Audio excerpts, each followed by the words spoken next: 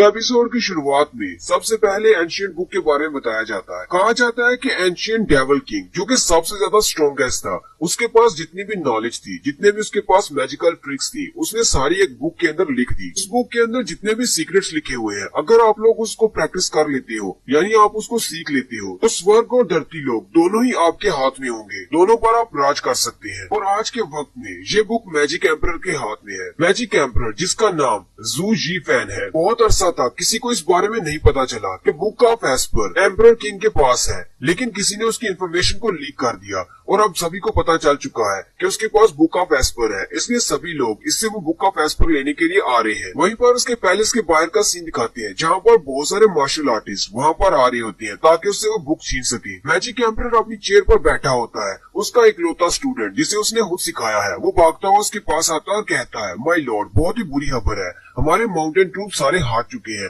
और उन्हें मार दिया गया है। मैजिक एम्परर के इकलौते स्टूडेंट का नाम जाओ चेंग होता है। जाओ चेंग कहता है, हीवन के 7 एम्परर्स यहाँ पर आने वाले हैं, मुझे लगता है कि उन्हें भी आपकी ये बुक चाहिए। मैजिक एम्परर उससे कहता है, तुम्हें डरने की जरूरत नहीं है और न ही पैनिक होने की, क्योंकि बुक ऑफ एस्पर मेरे हाथ में है। मेरी स्ट्रेंथ उन 7 एम्परर से बहुत ज्यादा है, वो लोग चाहकर भी मुझे हरा नहीं पाएंगे। मैजिक एम्परर उठकर खड़ा हो जाता है और कहता है, अब क्योंकि उन्होंने मेरे सारे सोल्जर्स को मार दिया है, चलो फिर चलकर उनसे मिलते हैं और देखते हैं वो कितने स्ट्रॉन्ग हैं। मैजिक एम्परर जैसे ही अपने महल से बाहर निकलता है तो बाहर पूरी आर्मी खड़ी होती है। वो उसे कहती है, तुम्हारे पास जो बुक ऑफ एस्पर है उसे हमारे हवाले कर दो और हम लोग यहाँ से चले जाएंगे। मैजिक एम्परर हंसते हुए उनसे कहता है, तुम सब लोग तो मेरे सामने कीड़े मकोड़े हो, लेकिन फिर भी तुम सब लोग मुझसे फाइट करने के लिए यहाँ पर आ गए। और साथ ही मैजिक एम्परर अटैक करने के लिए आगे बढ़ता है, बड़ी स्पीड के साथ उनके सेंटर में से गुजर जाता है, लेकिन सभी को मार देता है। जू जी फैन को ऊपर से आवाज आती है, उसे कहा जाता है कि हम लोग तुम्हें नहीं जाने देंगे, तुमने हमारे बहुत सारे ट्रूप्स को मार दिया है। जू जी फैन ऊपर की तरफ देखता है तो 7 एम्परर्स ऊपर आ चुके होते हैं। उनमें से एक एम्परर उसे कहता है, अभी भी तुम्हारे पास मौका है,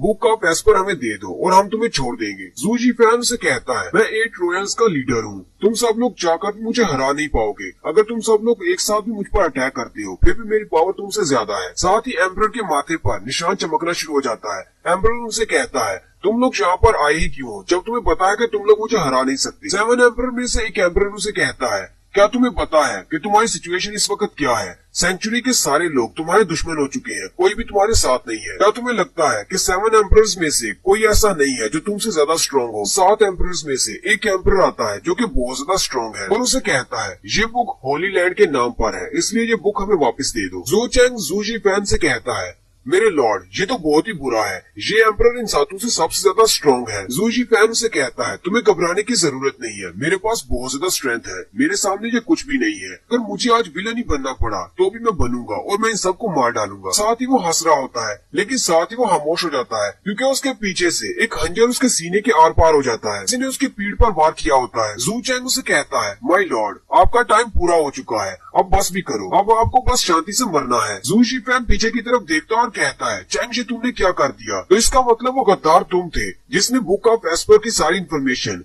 इन एम्परर्स को दी और साथ ही मेरे माउंटेन ट्रूप्स को भी तुम्ही ने मरवाया है। जब तुम एक छोटे से बच्चे थे तब मैंने तुम्हें अपने पास रखा, तुम्हें पाला पोसा और तुम्हें ट्रेनिंग दी, फिर तुमने मुझे धोखा क्यों दिया? जू चेंग उसे कहता है, माय लॉर्ड, बात तो बिल्कुल सच है कि मैं आपका स्टूडेंट हूँ, आपने मुझे पाल पोस कर बड़ा किया है, लेकिन ये बात भी सच है कि आपने मुझे कभी भी इस बुक को हाथ नहीं लगाने दिया और न ही कभी से पढ़ने दिया। बुक ऑफ एस्पर को आप सिर्फ अपने लिए नहीं रख सकते। जू जी फैन उसे कहता है, क्या तुमने मुझे सिर्फ इसी वजह से धोखा दिया है कि तुम्हें मैंने बुक नहीं पढ़ने दी? चेंग उसे कहता है, आप इस बारे में जो सोचना चाहे सोच सकते हैं, लेकिन मैंने ये सब कुछ आप ही से सीखा है। जू जी फैन से कहता है, लेकिन मैंने तो तुम्हें ऐसा कुछ भी नहीं सिखाया, तुम्हारा दिमाग बहुत ही छोटा है, तुम्हें इस बात की समझ नहीं आई कि तुम किसी पर भरोसा नहीं कर पाए। हालांकि तुम मुझ पर भरोसा कर सकते थे, तुम मेरे सक्सेसर बन सकते थे, ये बुक मैं तुम्हें देता। और साथ ही मैजिक एम्परर हंसना शुरू कर देता है और उन सब से कहता है, अब जबकि तुम सब लोग बुक ऑफ एस्पर के पीछे हो तो मैं अपनी बॉडी के साथ साथ बुक ऑफ एस्पर को भी डिस्ट्रॉय कर दूंगा ताकि कोई भी इसे हासिल न कर पाए। 7 एम्परर्स भी पीछे हट जाते हैं और कहते हैं, ये तो बहुत ही बुरी खबर है, ये अपने आप को सेल्फ डिस्ट्रक्ट करने वाला है। और साथ ही वो अपनी बॉडी को सेल्फ डिस्ट्रक्ट कर देता है। वहाँ पर एक जोरदार धमाका होता है और बुक भी उसके साथ ही डिस्ट्रॉय हो जाती है। लेकिन अगर हीरो ही मर जाएगा तो सीरीज आगे कैसे बढ़ेगी? उसी वक्त अर्थ पर दिखाते हैं कुछ लोग जमीन पर मरे पड़े होते हैं, जबकि उनके सेंटर में एक लड़का होता है और हमारे मैजिक एम्परर की आत्मा उड़ती हुई आती है और सीधी उस लड़के की बॉडी के अंदर चली जाती है और उसके माथे पर वो निशान बन जाता है जो कि मैजिक एम्परर के माथे पर था। यानी कि मैजिक एम्परर अब इसकी बॉडी में रीबॉर्न हो गया है। मैजिक एम्परर जल्दी से अपनी आंखें खोलता है और उठकर बैठ जाता है। कहता है, क्या अब ये मेरी नई बॉडी है? मैंने तो कभी सोचा भी नहीं था मुझे एक दूसरा जन्म मिलेगा, वो भी एक छोटे लड़के की बॉडी में। जू जी फैन जल्दी से उठकर खड़ा हो जाता है।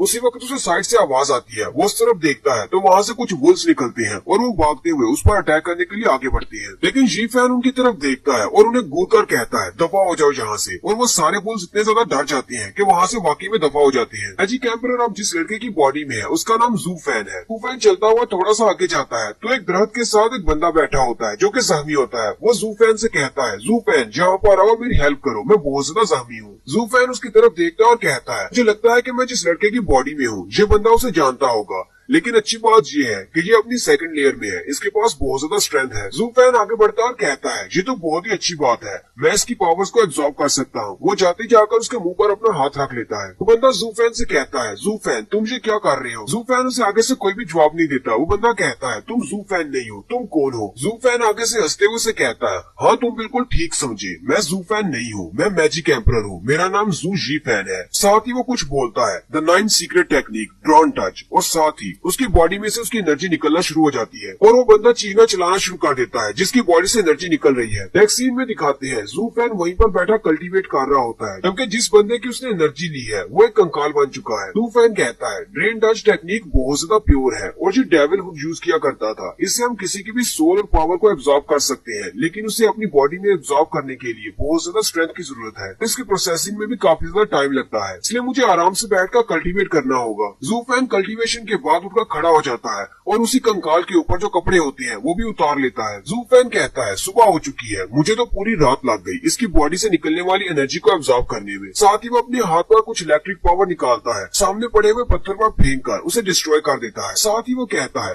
जू चैंग और एम्परर ऑफ स्वर्ड मेरा इंतजार करो, मैं बहुत जल्दी वहाँ पर आऊंगा और अपना बदला लूंगा। वो चिल्लाकर कहता है जब मैं होली लैंड में वापस आऊंगा तुम सब लोगों को मरना होगा। जू फैन कहता है मैंने इस लड़के की बॉडी को मुकम्मल तौर पर रिपेयर कर दिया है, अब इसकी बॉडी 0 से 5th लेयर तक पहुंच चुकी है। साथ ही वो दरख्तों के ऊपर से छलांगे लगाता हुआ सामने की तरफ चला जाता है और कहता है मुझे लगता है कि इसकी बॉडी को कल्टीवेट करने में बहुत ज्यादा टाइम लगने वाला है, इसलिए होली लैंड में अभी तो नहीं जा सकता। तो दरख्तों के ऊपर से कूदता हुआ जा रहा होता है कि वहीं पर उसे नीचे कुछ लोग खड़े हुए दिखाई देते हैं। वो वहीं पर रुक जाता है और उनकी बातें सुनना शुरू कर देता है। वहाँ पर नीचे 2 फैमिलीज के लोग होते हैं, एक सन फैमिली के और एक लू फैमिली के। लू फैमिली से एक लड़की और उसका छोटा भाई होते हैं, जबकि उनके साथ उनका गार्डियन भी होता है। लू फैमिली का गार्डियन दूसरी फैमिली से कहता है सन फैमिली के लोगों तुम लोगों ने हमें धोखा दिया है, तुम लोग ट्रेटर्स हो। सामने वाली फैमिली के मास्टर का नाम सन गांजिया होता है। गांजिया उसे कहता है डोंगलिंग तुम्हें तो सियासत के बारे में बिल्कुल भी नहीं पता, इतने साल हो गए तुम्हें हमारे साथ काम करते हुए, क्या तुम अभी तक हमें समझ नहीं पाए कि हम लोग किस तरह काम करते हैं? लू फैमिली की लड़की उसे कहती है सन गांजिया